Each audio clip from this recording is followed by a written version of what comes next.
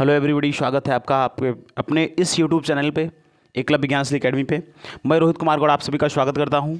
और हम लोग जो सिंथेसिस पूरा ग्रामर के सेक्शन में 9, 10, 11, 12 का जो विशेष करके 10 और 12, 10, 11, 12 का हम ग्रामर पढ़ा रहे हैं आपको।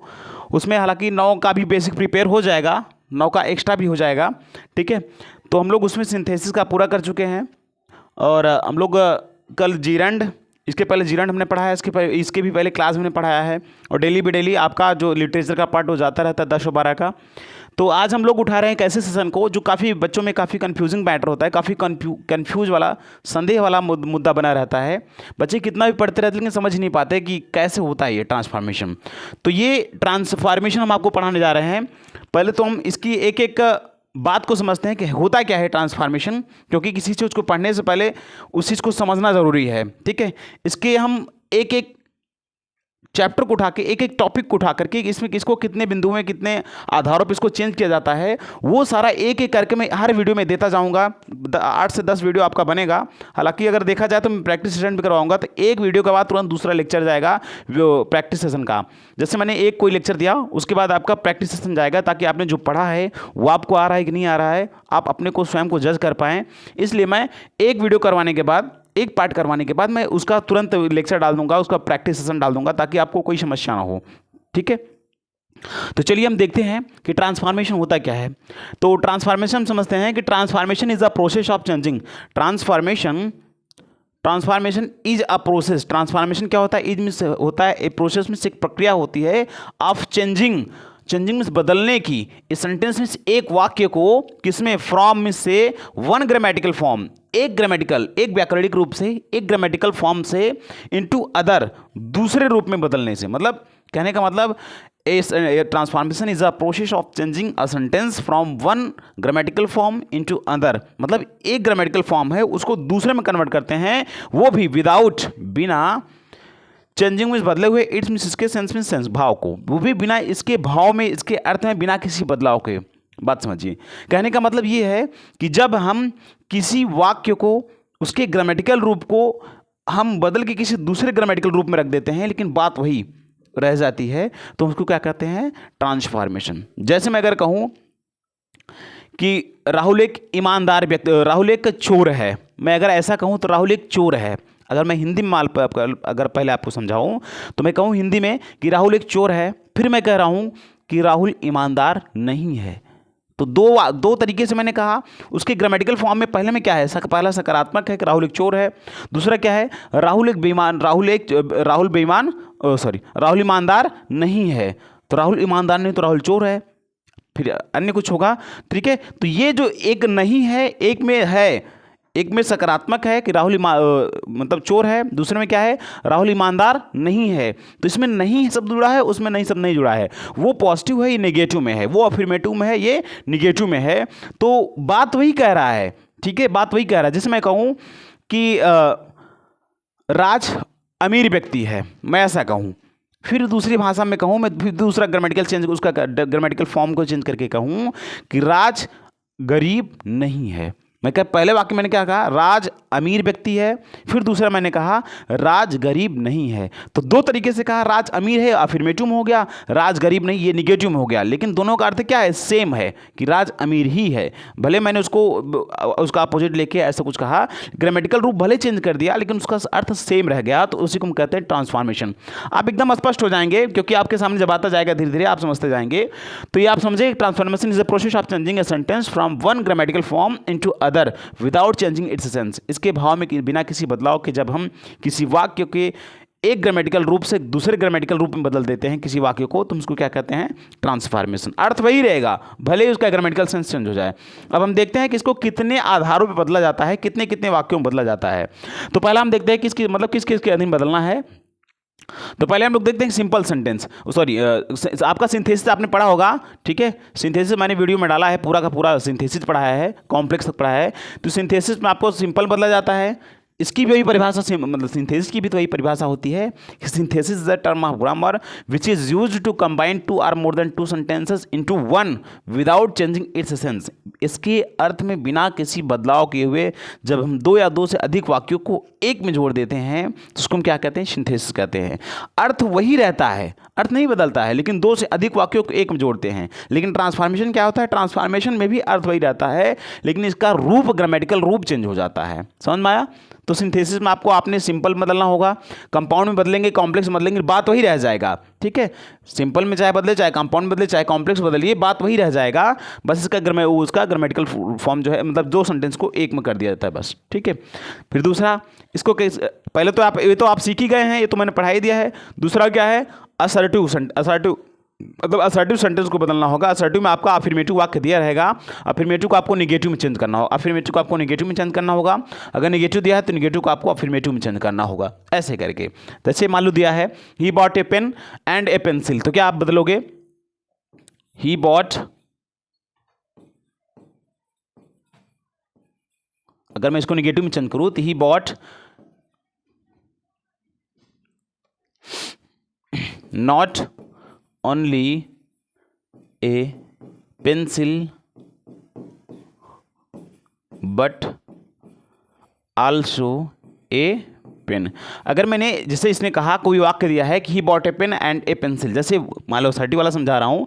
जैसे मान लो आपको वाक्य दिया है कि he bought a pen and pencil, ये किस में है, असर्टिव अफर्मेटिव फॉर्म में है।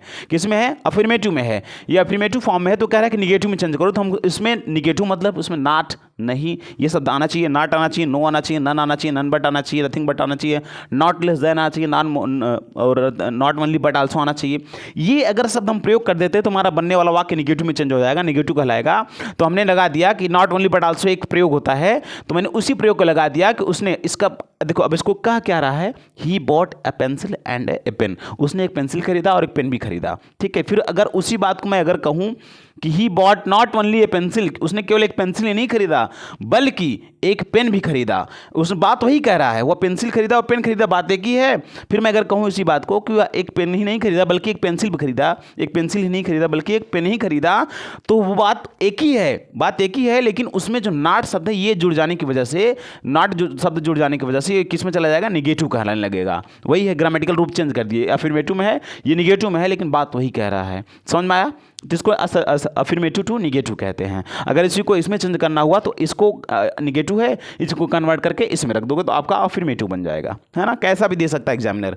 अगला देखिए, अगला कह रहा है कि इंट्रोगेटिव, जैसे इंट्रोगेटिव में चेंज करना होगा। जैसे मान लो कोई सिंपल सेंटेंस आपको दिया रहेगा, फिर कहोगे, वो कहेगा कि आप इसको इंट्रोगेटिव फॉर्म में चेंज करिए, इंट्रोगेटिव ग्रामेटिकल फॉर्म में चेंज करिए, लेकिन इसका अर्थ जो है सेम ही रहे, अर्थ में बदलाव नहीं होना चाहिए, उसका सिर्फ ग्रामेटिकल फॉर्म चेंज होना चाहिए। तो आप जैसे everyone wants to be rich, अगर ऐसे दे दे वाक्य तो आप कैसे बदलोगे, who does not want to be rich. इसका अर्थ पहले, इसका अर्थ समझिए। इसका अर्थ कह रहा है कि everyone wants to be rich, to be rich. Everyone means हर कोई, वांट्स मींस चाहता है, टू बी मींस बनना, रिच मींस अमीर, हर कोई अमीर बनना चाहता है। इसने ऐसे कहा तो मैंने ऐसे कह दिया कि भाई आप अगर कह रहे हैं इंट्रोगेटिव में चेंज करो, तो आप अगर कह रहे हैं इंट्रोगेटिव में चेंज करो, चलो ठीक है, हमने वही बात इंट्रोगेटिव फॉर्म में कह दिया, एक बात वही है। जैसे मैं कहूँ कि who does not want to be rich, to be rich, who means कौन, डज नॉट मींस नहीं, डज नॉट वांट मींस नहीं चाहता, टू बी मींस बनना, रिच मींस अमीर, कौन अमीर नहीं बनना चाहता। अब वही बात अगर कह दे कि हर कोई अमीर बनना चाहता है, ये कह रहा है कि हर कोई अमीर बनना चाहता है, और इंट्रोगेटिव फॉर्म में जब इसने कहा कि इंट्रोगेटिव में चेंज करो लेकिन बात वही रहे, तो मैंने कह दिया कि who does not want to be rich, कौन अमीर नहीं बनना चाहता, हर कोई अमीर बनना चाहता उसने कहा, मैंने कहा कौन अमीर नहीं बनना चाहता। तो कौन शब्द लगने की वजह से, हु शब्द लगने की वजह से ये हमारा बनने वाला जो वाक्य है इंट्रोगेटिव में चला जाएगा और हमारी शर्त पूरी हो जाएगी कि अफर्मेटिव टू इंट्रोगेटिव मैंने चेंज कर दिया वाक्य को, है ना? चलिए, बात वही है। अगला देखते हैं। अगला एक्सक्लेमेटरी सेंटेंस है, मतलब किसके अधीन बदलना है आप ये सिर्फ समझना है, आप इसको बढ़िया बाकायदा लिख लेंगे, नोट बना लेंगे, ठीक है?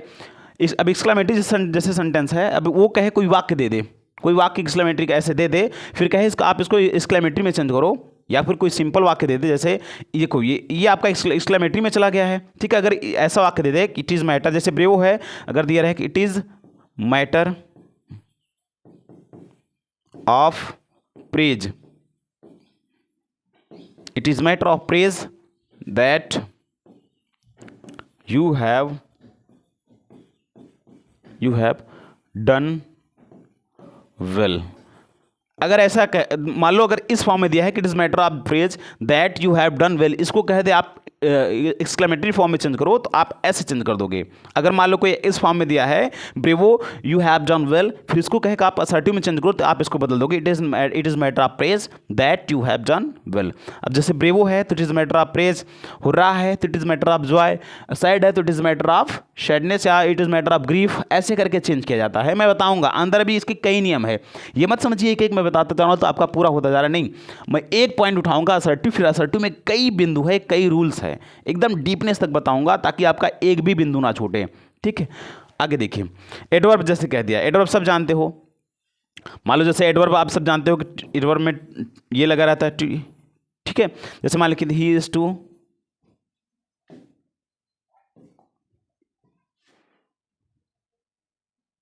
मान लिख दिया ही इज